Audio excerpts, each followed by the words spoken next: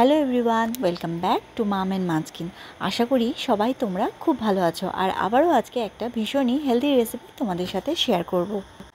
সত্যি কথা বলতে মায়েরা কিন্তু ভীষণ ব্যস্ত, এবং আমাদের এই ব্যস্ত লাইফে আমরা সবসময় চেষ্টা করি যে বাচ্চার জন্য যে খাবারটা তৈরি করব সেটা যেন অনেক তাড়াতাড়ি বানাতে পারি এবং সেটা যেন ভীষণভাবে হেলদি হয়। আর এই সমস্ত হেলদি খাবার ছোটোবেলা থেকেই যেন বাচ্চার ওভারঅল ডেভেলপমেন্টটা খুব ভালোভাবে করতে পারে। তো সেই জন্য আজকের এই হেলদি রেসিপি। তো রেসিপিটা বানানোর জন্য আমার কী কী লাগছে চলো একবার বলে দিই। আজকের এই হেলদি রেসিপির জন্য প্রথমেই আমি এখানে নিয়ে নিচ্ছি 3 চামচ চিড়ে। তো আমি যে চিড়েটা ইউজ করেছি সেটা অনেকটাই পাতলা এবং জল দিয়ে ধোয়ার সময় অনেকটাই জলের সাথে বেরিয়ে কমে যায়। তো সেই কারণে আমি একটু বেশি পরিমাণেই নিই নেওয়ার সময়। তোমরা যখন নেবে, তোমরা বেবিরা যেরকম খায় সেটা পরিমাণ বুঝে নিয়ে নেবে।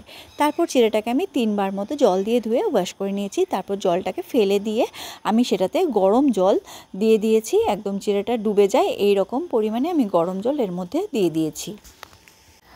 তো চিড়েতে গরম জল দিয়ে দেওয়ার পরে একটু নাড়াচাড়া করে নিয়ে আমি এটাকে এবার রেস্টে রেখে দেবো।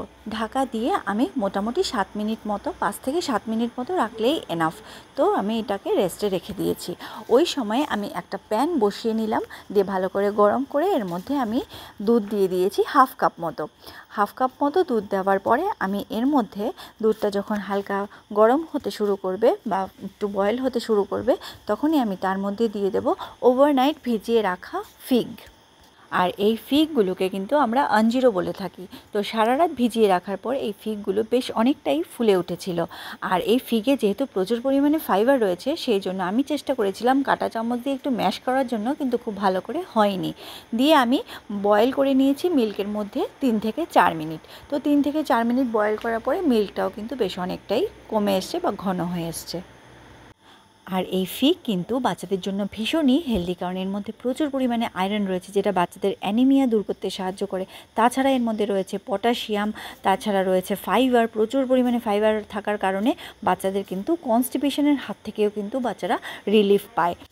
তো তোমরা দেখতেই পেলে মিল্কের সঙ্গে ফিগটাকে খুব ভালো করে 3 থেকে 4 মিনিট বয়েল করে নেওয়ার পরে ফিগটাও কিন্তু বেশ অনেকটা নরম হয়ে গেছে। এইবারে আমি ভালো করে এটাকে ঠান্ডা করে নিলাম। ঠান্ডা করে নেওয়ার পরে মিক্সার জারের মধ্যে ঢেলে দিচ্ছি পুরোটাই।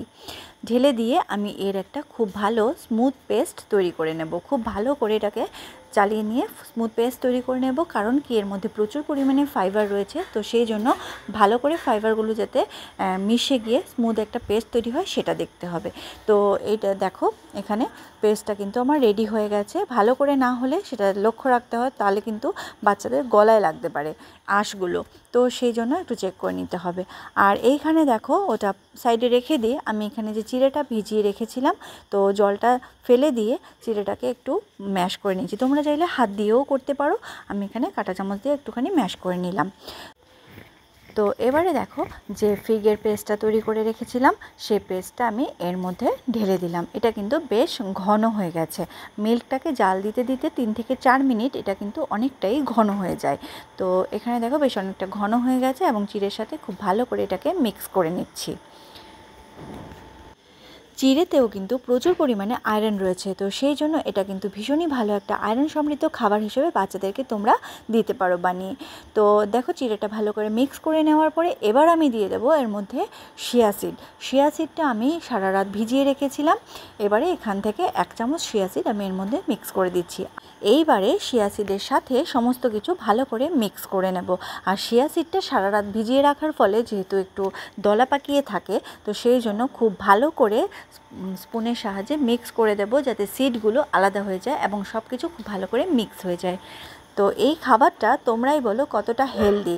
আমার আর বলার অপেক্ষা রাখে না, কারণ এর মধ্যে যেমন রয়েছে ক্যালসিয়াম, যেমন রয়েছে ফাইবার, তেমনি রয়েছে আয়রন, পটাশিয়াম, অন্যান্য আদার অনেক ইম্পর্টেন্ট নিউট্রিয়েন্ট।